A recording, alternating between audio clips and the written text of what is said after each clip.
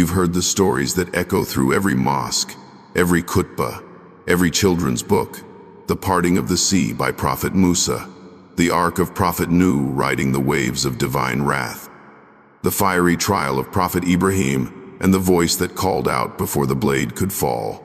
These are the stories that shape our collective memory, passed from one generation to the next with reverence and awe. But the Quran is not a book of legends.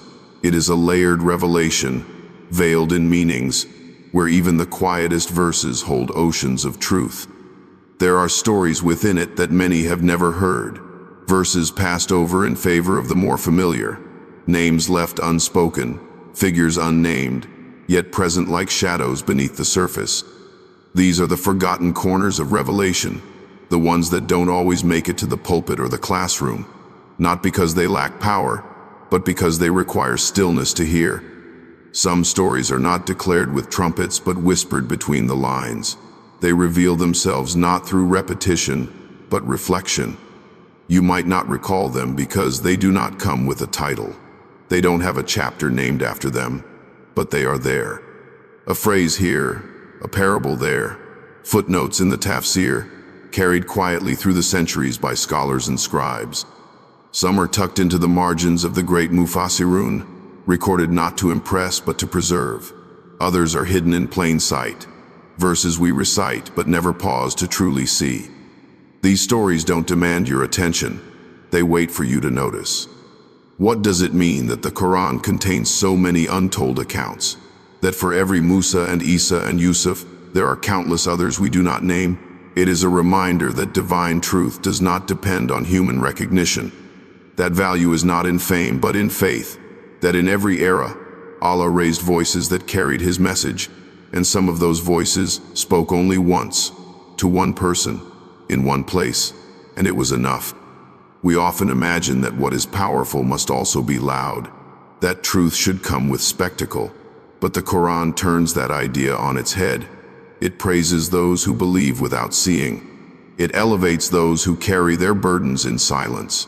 It tells us of those who were neither kings nor warriors, but were beloved by God. And in doing so, it leaves space for stories that feel like our son remarkable, quiet, overlooked. This is not a list of historical oddities or forgotten trivia. It is a journey into the subtler veins of revelation, into verses that shine not like lightning but like stars you only notice when the noise dies down. Each of the stories you'll hear has been mentioned by scholars, drawn from authentic traditions and rooted in the Quranic text, but they have not been center stage. Not because they are less important, but because their purpose is different. They are reminders that guidance isn't always grand. Sometimes it's a single moment, a quiet act, a man in a crowd who does not speak but believes, a woman whose prayer is never recorded but answered, a place, a time, a crack in the sky seen by one person and remembered only in the heavens. These are not just stories from the past. They are windows into how Allah sees faith, justice, repentance, and mercy. And perhaps by listening closely, you will find something of yourself in them. Not the version of you that others talk about, but the version that prays in secret, that believes through doubt, that keeps walking even when no one's watching. The version that Allah has never forgotten. So we begin, not with spectacle, but with intention, to listen, to wonder, to uncover the stories that have always been there, waiting for someone to ask what lies between the lines. It begins, as so many things do, in fear, not the kind that lashes out, but the kind that retreats, that seeks shelter when the world has turned too cruel to bear. The story of the youths of the cave is one of the most beloved in the Quran, retold in sermons and study circles across centuries. They were young men of noble spirit who refused to worship the false gods of their people. When their refusal marked them for punishment, they fled to a cave, placing their trust in Allah and laying down to sleep under His protection.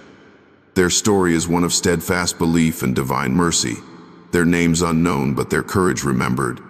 What most people recall is this: the companions slept for centuries, their bodies preserved, untouched by time, until they were awakened as a sign.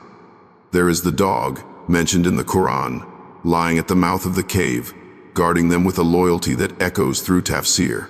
Some narrations speak of 7 sleepers, others 8. But in all the retellings, there is one figure who exists only at the edge of the story, glimpsed and then gone. He does not enter the cave. His name is not recorded. And yet, some scholars speak of him with reverence. He was not one of the sleepers. He did not share their bed of stone or their centuries of slumber. But he was there before they disappeared, and he played a role that, though brief, bore the weight of sacrifice. He was a man of knowledge, older than the youths, a scribe or perhaps a healer, depending on which tradition you follow. He believed in their cause. He may have even guided them toward the cave, showing them the hidden path through the hills. But when they reached the entrance, when the shadows stretched long and the world fell silent, he did not go in. Some say he stayed behind to distract the pursuers. Others believe he was instructed to remain and pass on their story, to leave behind a written record that would ensure their stand for monotheism would not vanish. There is a narration passed down among some of the early commentators, not canon but mentioned in the margins, that he stood alone at the edge of the cave and whispered a prayer that was never answered in his lifetime. He asked for protection, not for himself, but for them. He asked that their hearts remain firm, that their sleep be peaceful, that their message be remembered. He watched them disappear into the cave's mouth, watched the dogs settle at the entrance, watched the light fade. Then he turned back toward the city, toward the noise and danger and disbelief. He had chosen not to escape, or perhaps he had been chosen to remain. That part, like much of his story, is not clear, but what is known is this: he never renounced his belief, and he was never heard from again. It is easy to admire the youths for their defiance. They were bold in the face of tyranny. They chose exile over submission. Their sleep became a miracle, their return a sign. But there is something quieter, and perhaps more difficult, in the man who stayed behind. He had no miracle to protect him, no cave to shield him from the wrath of those in power. He believed, and then he vanished from the record, leaving only a hint behind. Why mention him at all if the Quran does not name him? Because belief is not always grand. Because some of the most powerful acts of faith are those that no one sees. The Quran leaves space for figures like him, those who carry the message without the promise of recognition, those who support the cause but never see the outcome. In the end, it was the cave that became a sign, but perhaps it was his silent prayer that set it all in motion. The early commentators knew this, even if they could not agree on his role. They spoke of him with the tenderness reserved for the forgotten. He was not a prophet, not a martyr in the traditional sense, but he was something else, a reminder that sometimes belief requires letting go, that you may help build something that you will never live to see complete, that the prayer you whisper for others may echo longer than anything you say for yourself. In a time when we long to be seen, to be known, to be credited for our efforts, his story offers a counterweight.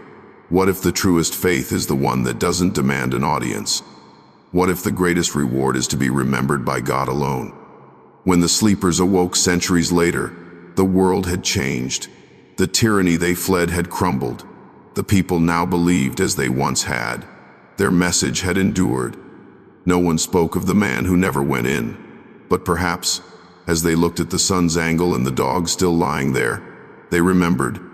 Perhaps in the deep folds of their memory, shaped by divine sleep and divine mercy, there was still a trace of the one who watched them leave and chose to face the storm alone. We cannot say for certain who he was. We cannot trace his steps or build a shrine to mark his place, but we can feel the weight of his choice. And in that weight is a story, not told with thunder or spectacle, but with silence, the kind of silence that only God records. In the great halls of Pharaoh's court, where gold shimmered on every column and power clung to every breath, there stood a man whose name was never recorded.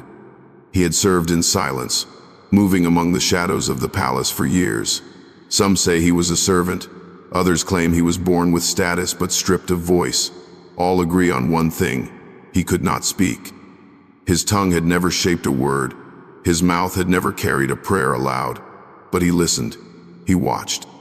And when the voice of truth entered that palace, Something stirred within him that had never stirred before. The court of Pharaoh was a place where speech was power, where orders were barked and declarations etched in stone. To be mute in such a place was to be invisible. He carried trays, poured wine, swept marble floors under the cold stares of the elite. He was not feared, not consulted, just a pair of hands and eyes. But when Prophet Musa stood before Pharaoh and declared the message of one God, those eyes did not flinch. At first the court laughed. They saw Musa as a threat, yes, but also as a curiosity, a man from among them who had returned with a message that threatened their order. The magicians were summoned, the tension escalated, the stakes turned deadly, yet even in that court of arrogance and pride, there were cracks in the wall.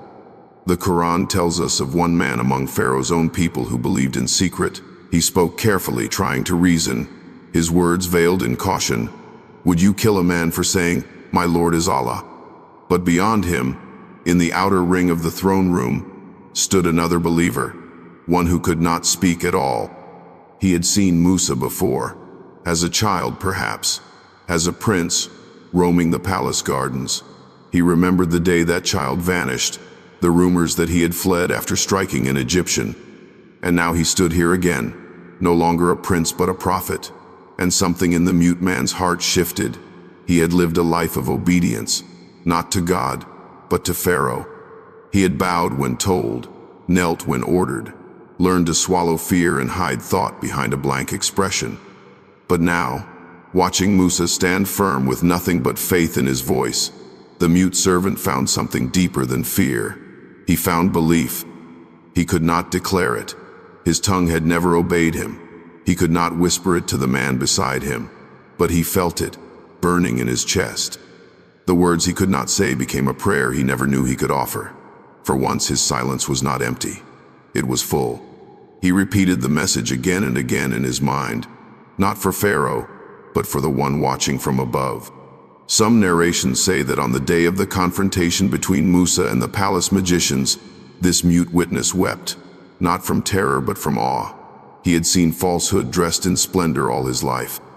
But now, he saw truth standing barefoot on marble, unarmed but unshaken. He watched the staff become a serpent. He watched the magicians fall into sujud, overcome by a fear greater than Pharaoh's wrath. And he stood still, silent, trembling. When Pharaoh roared in anger and ordered punishment, many fled.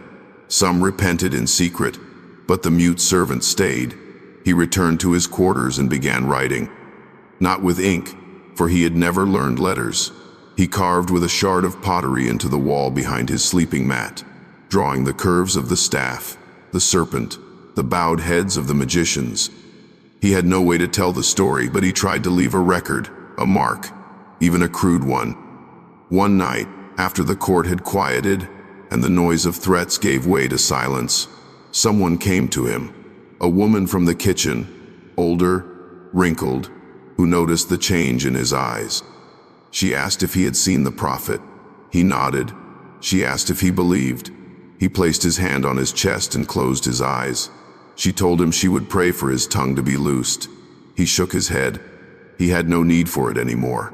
He had found his voice in something greater. In the years that followed, as Musa led the believers out and Pharaoh's army drowned, nothing more is said of the mute man. His name is not preserved. His role is not dramatized. But some early scholars in Tafsir mention him when discussing the hidden believers of Pharaoh's house, those who embraced the message but could not speak it aloud. He may have died in the palace, unrecognized, buried in silence. Or he may have escaped, walking among the crowds in the night, unseen as ever. We do not know. What we do know is that Allah saw him, that in a court of arrogance, in a palace where disbelief ruled every corner, there was one man who had no voice, and yet was heard. His prayer was never spoken, but it was accepted. His testimony was never public, but it was recorded. And perhaps, on the day when tongues will be loosened and secrets made plain, his story will be known not by what he said, but by what he held in his heart. Not every believer is loud. Not every defender of truth stands on a pulpit. Sometimes, the greatest courage is to hold faith when you cannot even whisper it. when every outward sign says you are nothing, but inwardly you are firm. In the eyes of the world he was a shadow. In the sight of Allah he was a witness, and that was enough. The story begins where most stories end. In Surah Yasin, we are told of a town that received 3 messengers. They came not with weapons but with words, calling the people to turn back to their Creator, to abandon idols and embrace the truth. The town mocked them, threatened them, and dismissed their message with the same arrogance that had consumed many before them. In the midst of the ridicule stood a single man, a humble figure who ran from the farthest end of the city to support the messengers. He declared his belief in the one God, not with hesitation but with clarity. He pleaded with his people to listen, to see reason, to accept the mercy being offered to them. They repaid him with violence. According to some narrations, they killed him for his courage. And then the sky darkened. The punishment came quickly. The entire village was flattened, not a wall left standing. That is where the verses end. The surah moves on, the story closed, the warning delivered. But among the scholars who read deeply between the lines, there is a tradition not often mentioned. It speaks of a man in that same town who was not among the mockers, nor among the believers who spoke aloud. He was a quiet man, perhaps a farmer, perhaps a laborer, whose faith never left his lips but rested heavily on his heart. He had heard the messengers. He had listened from a distance. He saw how they were treated and did not join in the laughter or the scorn. He had seen the man who ran through the streets to defend them. He had watched from the shadows as the crowd turned on him. And when the skies began to shift, when the air itself seemed to tighten with something unseen, he turned to the one he had believed in silently for so long. He did not flee. There was no place to run. The hills would not protect him, and the markets had already emptied of life. The silence before the end was not empty. It was full of regret, of prayers half spoken, of choices reconsidered too late. But in the heart of this one man, there was no panic, only a quiet resolve. He walked to the center of his home, sat facing the direction he thought was right, and placed his forehead to the ground. For the first time, and what he believed would be the last. He did not ask to be spared. He did not ask for reward. He asked only to be forgiven. He had not stood with the messengers. He had not defended them, but he had believed. He had doubted his courage, but not the truth. He prayed that if nothing else, that belief would be enough to count him among the saved. When the punishment fell, it was swift. The earth beneath the town cracked. Fire and wind in forms that defy description consumed what had been, and when it ended, nothing remained. Nothing, except for one man, standing among the ashes. He did not understand why he had been spared. He did not question it. He walked through what had once been his city and saw no other soul. No voice called back when he cried out. No footstep echoed his own. And still he did not flee. He stayed. He buried what could be buried, prayed over what could not, and made his home in the silence. Some say he lived for many years afterward, that travelers would come across the ruins and find him there, a lone figure in prayer, refusing to leave the place where truth had been rejected. Others say he left one day, carrying only a small scroll, a piece of cloth, and a memory. They say he wandered until he found a town where people listened, where his story was welcomed not with stones but with tears. And there he stayed, telling those who would hear not just of destruction, but of mercy. Because what happened to him was not just survival, it was a message that even at the edge of punishment, belief is not wasted, that a single moment of sincerity can split the sky. That silence is not always a failing. Sometimes it is the beginning of repentance. He was never named. The Quran does not mention him directly, but his story lives on in the margins of commentary, in the hearts of those who wonder what happens after the thunder fades. He was not bold like the man who ran through the streets. He did not speak before the crowd, but he turned to Allah when it mattered most, and Allah answered. It is easy to believe when others do, easy to stand tall when the wind is behind you, but belief in a moment of fear, in the breath before collapse, that is something else entirely. It is not just faith, it is trust. This man trusted that the one who sent messengers would also accept the plea of a single trembling heart. He became, in his way, a sign, a living reminder that the door to mercy does not close with the first drop of rain, that even when the storm is above your head, it is not too late, that a life lived quietly, but ended with a true return, may weigh heavier than 1,000 loud denials. We often think that salvation is for the heroes, for those who shout the truth from rooftops. But sometimes it belongs to the ones who say nothing until the final hour, then whisper what they should have screamed all along. And sometimes that whisper is all that is needed. When people read Surah Yasin, they remember the man who spoke. They remember the townspeople who refused. They remember the punishment. But somewhere, perhaps, it is worth remembering the one who stayed behind, who kneeled when no one saw, who rose when no one else did, who found mercy not by being right all along, but by turning toward the right in the moment it mattered most. The Quran does not need to name him. His story is told in the stillness after the verse, in the breath between the lines, where the thunder ends and the mercy begins. The Quran speaks of many prophets by name. Some we know from the pages of earlier scripture, and others we meet for the first time in its verses. But then there are the ones left unnamed, mentioned only in passing, glimpsed through illusion, known to Allah though forgotten by history. In Surah Hud and elsewhere, the Quran reminds us that there were prophets sent to every nation, to every people, each carrying the same core message: worship the one God, abandon falsehood, uphold justice. Among them was a prophet whose name has been lost, swallowed by sand and time, remembered only in the faint trails of early tafsir and oral tradition. He came from a people not known for cities or scrolls. They lived in the vast wind-struck deserts between the lands of Ad and Thamud. They carved no monuments, left behind no ruins. Their lives moved with the wind and the stars, tents pitched in valleys that vanished with each shifting season. Their stories were not written down but sung into firelight and carried from tongue to tongue. And into their midst one day came a man unlike the others, not in dress or food or manner, but in the way he looked beyond the horizon, in the way he spoke of things that could not be touched. He did not begin with sermons. He sat with the old men, listened more than he spoke. He traveled with the hunters, shared their water, learned their names, but slowly, his words began to change. He asked questions no one had dared before. What do we owe the one who gave us breath? What is the use of a God who needs to be carried from place to place? Why does our fear of hunger turn us against each other? He did not command at first. He reminded. He told them of a creator who sees the unseen, who watches even the quiet struggles of the soul. He warned them that injustice carries weight, even when it leaves no bruise.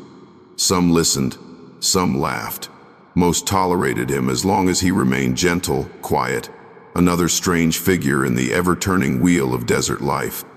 But when his message grew louder, when he refused to take part in the blood feuds, when he questioned the idols carved from stone and bone, they grew cold. They told him to stop. They reminded him that prophets do not come to people like them, people with no city, no temple, no throne. But he did not stop, and slowly, they began to leave him behind.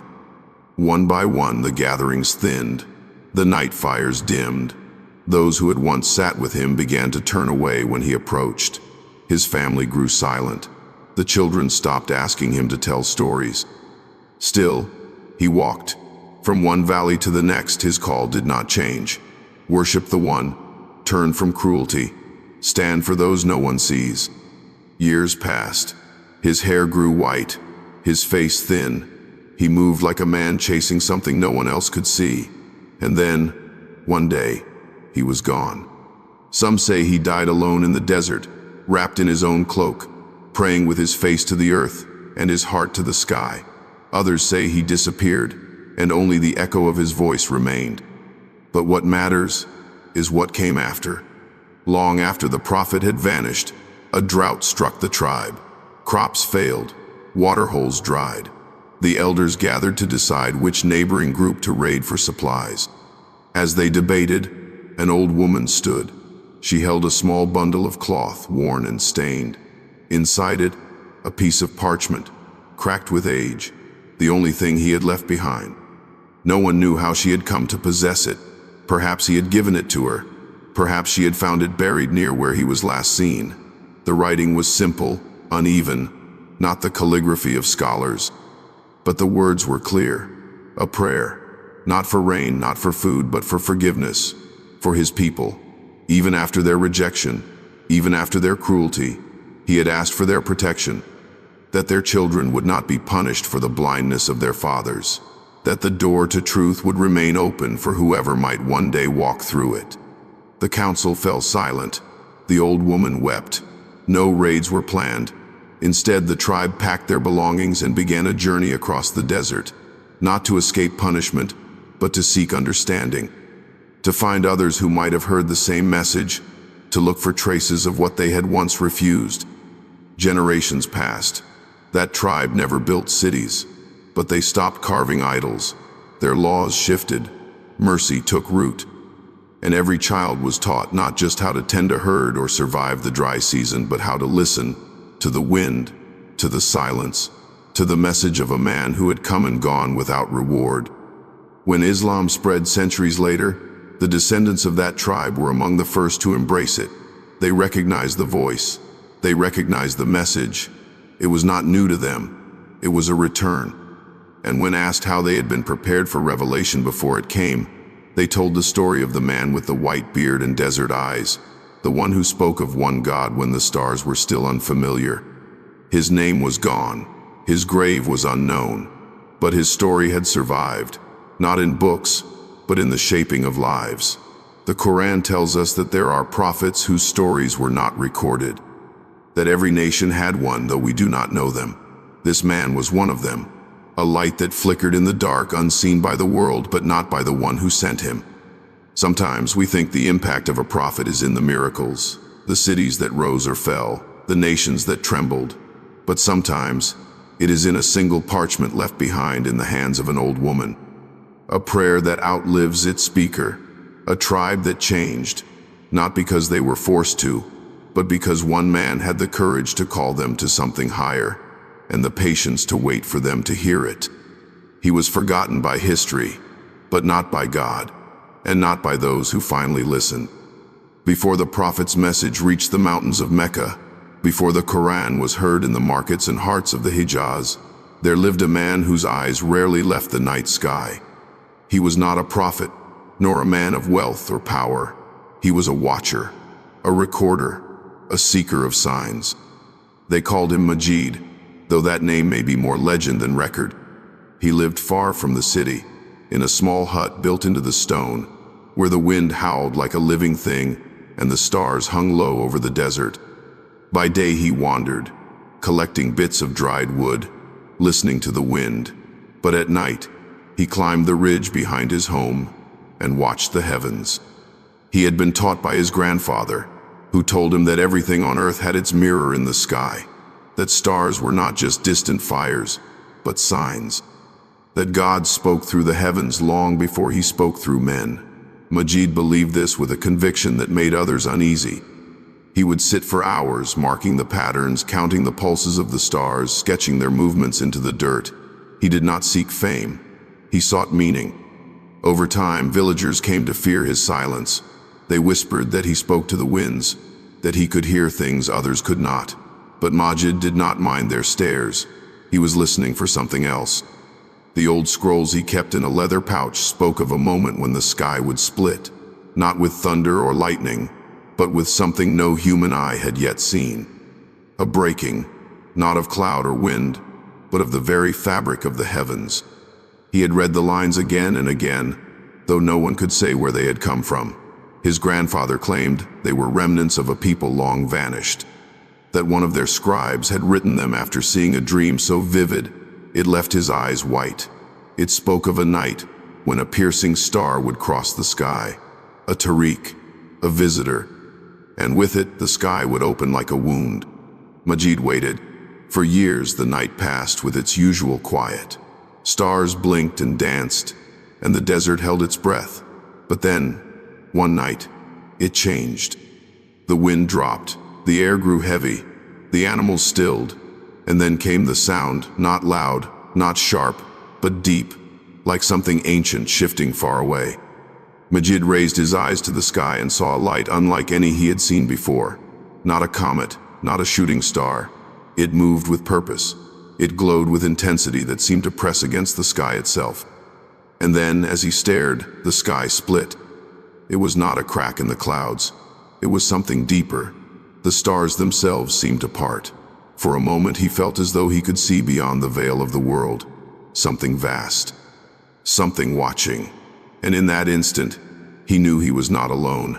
He dropped to his knees, his chest filled with something that was not fear but awe, the kind that leaves no words, the kind that makes the earth itself seem small. When the light faded, the sky closed again. But Majid was no longer the same. He returned to his hut, but did not speak of what he had seen. He knew the people would not believe him. They had always found comfort in distance, in the idea that the sky stayed where it belonged. But Majid had seen the veil pulled back. He had seen the sign. He wrote down what he could remember, not in sentences, but in symbols, markings only he understood. He buried them beneath a flat stone behind his home. And then he waited, not for the sky to split again, but for someone else to come, someone who would speak the truth that he had only glimpsed. Years passed. Majid died quietly, wrapped in his cloak, his face turned toward the sky. His hut fell into ruin, but his story did not end there. Many years later, when the Prophet Muhammad recited the verse, "By the sky and the night visitor," and what will make you know what the night visitor is? It is the piercing star.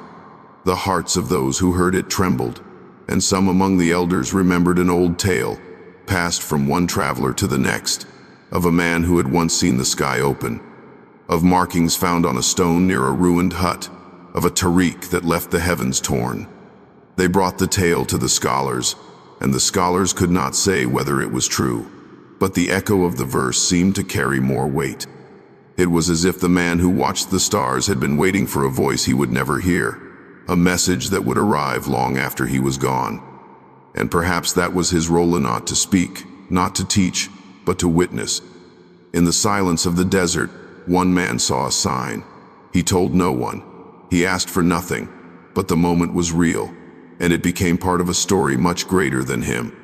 The Quran is filled with signs for those who reflect. Some are heard by many, some are seen by one, and yet both are written in the same sky. Most people think the Quran tells only a few stories, the ones they've heard since childhood, the prophets who performed miracles, the cities that were warned and then destroyed, the righteous who triumphed, the wicked who fell. These are the stories we remember, and for good reason. They are powerful. They teach us strength, patience, and trust in the unseen. But tucked between those well-known verses are stories that go unnoticed.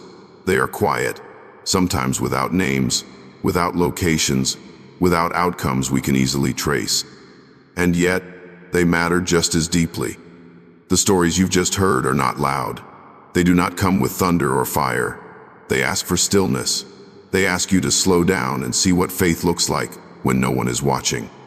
A mute man in the court of Pharaoh who could not speak but believed. A silent watcher of the sky who saw a truth that had not yet been spoken. A man who fell to the ground moments before punishment and found mercy in his final breath. These are not heroes in the way we are used to seeing them. They are not remembered in statues or celebrated in parades. They lived in the background, but they moved something eternal. In today's world, where being seen often feels more important than being sincere, these stories offer something rare. They remind us that Allah does not need your voice to be loud. He needs it to be true. That your moment of return, even if it comes late, can still be accepted. That witnessing something sacred, even if you never get the chance to speak it aloud, still counts. These are stories for people who wonder if they are too small to matter. They are for those who pray behind closed doors, who believe in silence, who try and fall short and try again. The Quran is not a history book. It is not a collection of legends. It is a guide for every kind of soul, the bold and the quiet, the ones who stand on mountaintops and the ones who kneel in dust. Every story within it has a purpose. And sometimes, the ones we never learned in school, the ones that only show up in the margins, are the ones that speak to us most clearly when we are alone. These stories matter because they tell us that we do not need to be great to be loved by God. We only need to be sincere. They remind us that our faith does not need to be broadcast to be real, that a whispered prayer can change everything, and that sometimes the ones who are never named in this world are already known in the next.